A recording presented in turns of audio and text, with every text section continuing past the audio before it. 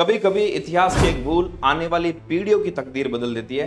एक युद्ध, एक निर्णय और उदार हृदय से लिए गए उस एक निर्णय की कीमत पूरे देश को 800 साल तक गुलामी की जंजीरों में जकड़कर चुकानी पड़ी। ये कहानी है वीर योद्धा पृथ्वीराज चौहान और मोहम्मद गौरी की, जहां तराइन के पहले युद्ध में एक बड़ी जीत के बावजूद शत्रु को दया दिखाकर माफ कर देने की एक भूल ने पूरे भारत को एक ऐसे अंधकार में धकेल दिया जिसका सवेरा देखने के लिए उस देश को 800 साल का एक लंबा इंतजार करना पड़ा। हम बात कर रहे हैं 12वीं शताब्दी के भारत की, जहां एक ऐसा समय जब ये भारत भूमि वीरता और शौर्य में तो अद्वितीय थी, लेकिन राजनीतिक रूप से बिखरी हुई थी। छोटे छोटे राजवंश अपने अपने किलों और महत्वाकांक्षाओं में उलझे हुए थे। कहीं चौहानों का परचम था, कहीं गढ़वालों का, तो कहीं सोलंकियों का। सब शक्तिशाली राज्य थे, परंतु सब में एक कमी थी, एकता का अभाव और आपसी मतभेद और प्रतिद्वंद्विता। इसी दौर में दिल्ली और अजमेर की गद्दी पर बैठे थे राजपूताना का गौरव कहे जाने वाले वीर योद्धा पृथ्वीराज चौहान। पृथ्वीराज चौहान का शासन उस समय उत्तर पश्चिम भारत से लेकर हरियाणा, राजस्थान, पंजाब, दिल्ली, मध्य प्रदेश और उत्तर प्रदेश के कुछ हिस्सों तक फैला हुआ था। पृथ्वीराज चौहान युवावस्था से अपनी तलवार की धार और पराक्रम के लिए प्रसिद्ध हो चुके थे। उनके चारों ओर अनेक राजपूत सरदार और राज्य भी खड़े थे जो उन्हें एक स्वाभाविक नेता भी मानते थे। लेकिन अगर हम इतिहास के पन्नों को पलट कर देखें तो हमें दिखता है कि हर कोई उनके साथ नहीं था। कन्नौज का शक्तिशाली जो गढ़वाल सम्राट जयचंद था, उनकी प्रतिद्वंद्विता में सबसे आगे खड़ा था। ये प्रतिद्वंद्विता केवल राजनीति तक सीमित नहीं रही, बल्कि प्रतिष्ठा और व्यक्तिगत कारणों से भी और गहरी हो गई थी। पृथ्वीराज चौहान द्वारा संयोगिता हरण की कहानी भी इस दुश्मनी का एक प्रतीक बन गई थी। हालांकि कई इतिहासकार ऐसा मानते हैं कि इसका कालक्रम और उसकी प्रमाणिकता विवादास्पद है, पर इस बात में कोई संदेह नहीं है कि जयचंद और पृथ्वीराज के बीच की जो प्रतिद्वंद्विता थी, उत्तर भारत की एकता के लिए सबसे बड़ी कमजोरी बन गई थी। और इधर अफगानिस्तान की घाटियों से एक और नाम उभरा था, शहाबुद्दीन मोहम्मद गौरी। ये कोई साधारण आक्रमणकारी नहीं था। महमूद गजनी की तरह इसका उद्देश्य केवल लूट मार करके वापस लौट जाना नहीं था, बल्कि भारत पर एक स्थायी मुस्लिम शासन की नींव रखने की महत्वाकांक्षा रखकर यह सेनापति यहां पर आया था। 1175 ईस्वी में उसने पहली बार भारत की भूमि की ओर कदम बढ़ाने शुरू कर दिए और मुल्तान और उच्च, जो कि आज के पाकिस्तान में आते हैं, वहां पर उसने हमला किया और उनको कब्जा कर लिया। फिर भारत की धरती पर लगातार उसने कदम जमाने शुरू किए। लेकिन 1178 में गुजरात के कयादरा के मैदान में उसे करारी हार मिली, जहां पर सोलंकी शासन की ओर से रानी नायकी देवी ने मोहम्मद गौरी और उसकी सेना को धूल चटा दी। रानी नायकी देवी कदम शासक परमादी की पुत्री थी और अस्त्र शस्त्र चलाने में और घुड़सवारी, तीरंदाजी, युद्ध कौशल जैसे कई गुणों में निपुण थी। उनका विवाह गुजरात के सोलंकी, जिन्हें चालुक्य भी कहते हैं, वहां के राजा अजयपाल से हुआ। राजा अजयपाल अधिक समय तक राज नहीं कर पाए और राजा बनने के 4 वर्ष बाद ही उनका देहांत हो गया।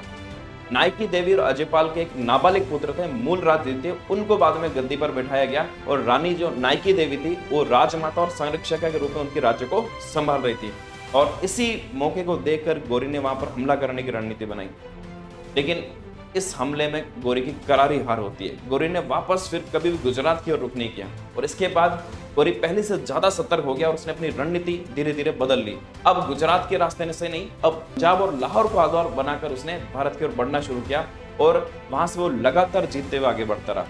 1186 तक वो लाहौर को एक तरह से कब्जा कर चुका था और लगातार जीत से अब उसका आत्मविश्वास भी था, वो बहुत बढ़ चुका था।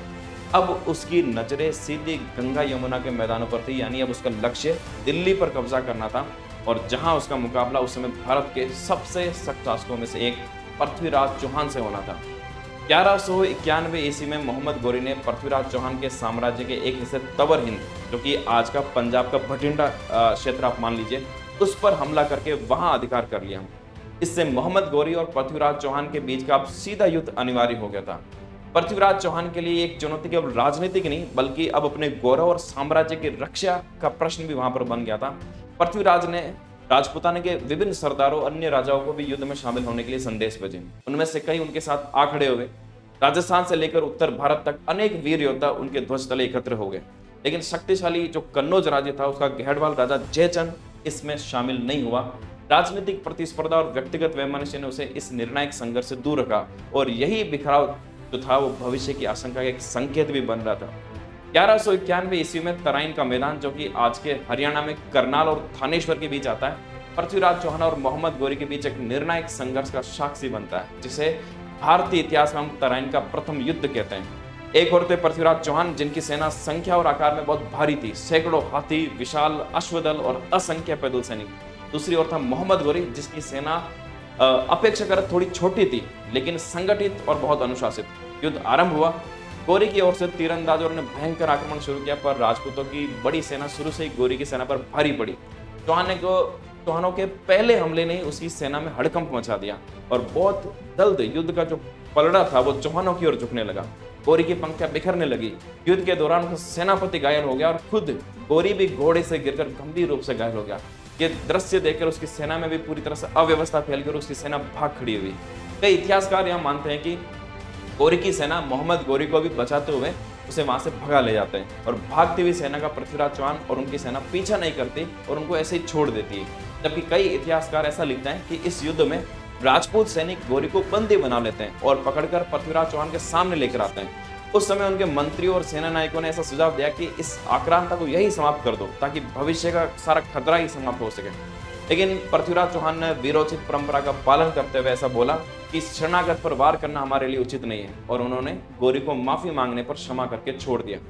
कई इतिहासकार ऐसा मानते हैं कि शत्रु को बुरी तरह से परास्त करने के बाद भी इस तरह जीवित छोड़ देना पृथ्वीराज चौहान की एक ऐतिहासिक और एक रणनीतिक भूल थी।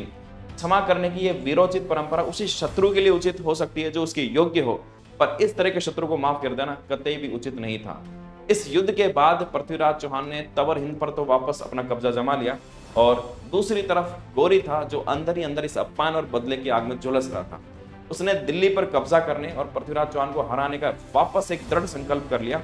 उसने पूरे 1 साल भर तक युद्ध की तैयारी की, नए सैनिकों की भर्ती की, धन जुटाया और तुर्की और मध्य एशिया से वापस उसने तेज तर्रार घोड़े मंगवाए। साल भर सैनिकों को प्रशिक्षण भी दिया।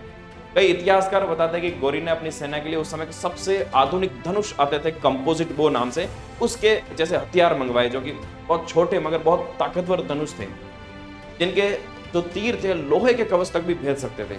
सेना को इसका बहुत कठोर अभ्यास भी उसने करवाया और वो पूरी तैयारी के साथ वापस अगले साल वापस लौट कर आए। जबकि पहला युद्ध जीतने के बाद पृथ्वीराज चौहान और उनकी सेना में अति आत्मविश्वास आ गया और उन्होंने युद्ध की कोई विशेष तैयारी नहीं करी।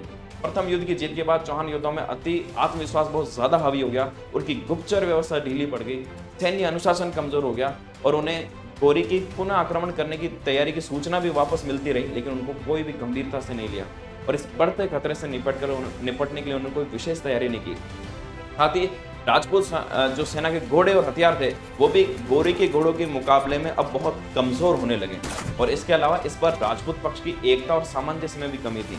हालांकि जयचंद के बारे में बात करें तो जयचंद के बारे में कई इतिहासकार एक मत नहीं है। जयचंद का गौरी से मिल जाना और पृथ्वीराज से गद्दारी करना, इस बात को ज्यादातर इतिहासकार केवल लोक कथाओं में प्रचलित कथा मानते हैं, एक ऐतिहासिक तथ्य नहीं मानते। लेकिन फिर भी यह बात तो सर्वमान्य है कि जयचंद ने ऐसे निर्णायक समय में पृथ्वीराज चौहान का साथ तो नहीं दिया था।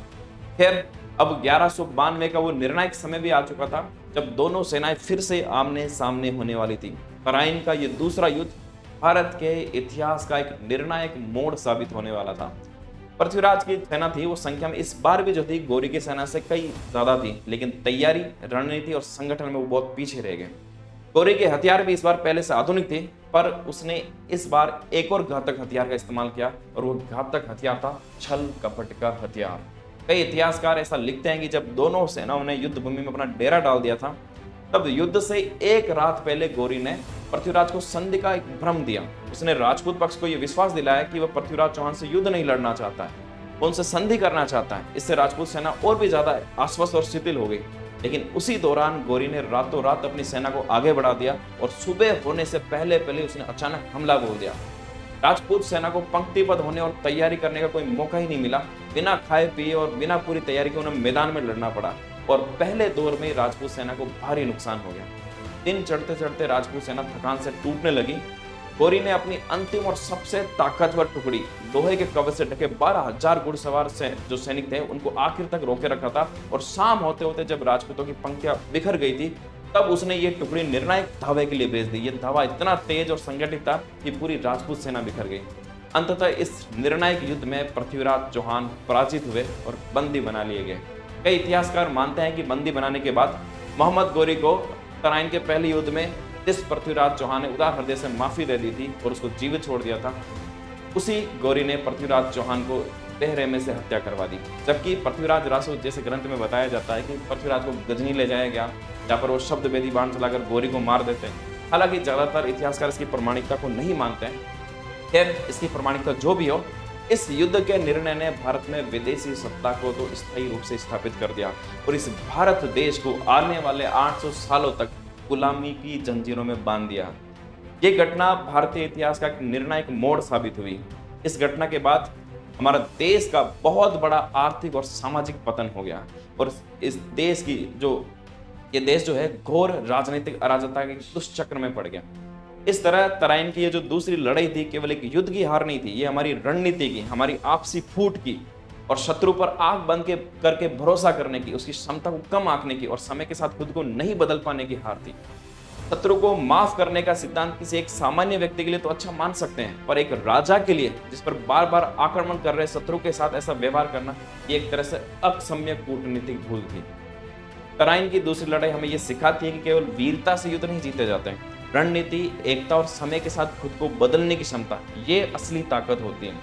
इतिहास की ये पन्ने हमें बार बार चेतावनी देते हैं कि अपन शत्रु को कभी कमजोर मत समझो, जीत के बाद भी सतर्क रहो और सबसे बढ़कर जब तक हम बिखरे रहेंगे तब तक हमें कोई भी ताकत है वो कुचल सकती है। एकता और रणनीति ही वो कवच है जो किसी भी राष्ट्र को अजेय बना सकता है।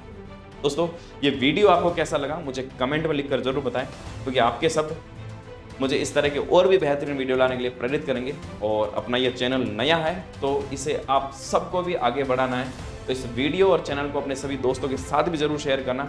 और जल्द वापस मिलते हैं नए और बेहतरीन वीडियो के साथ। Thank you.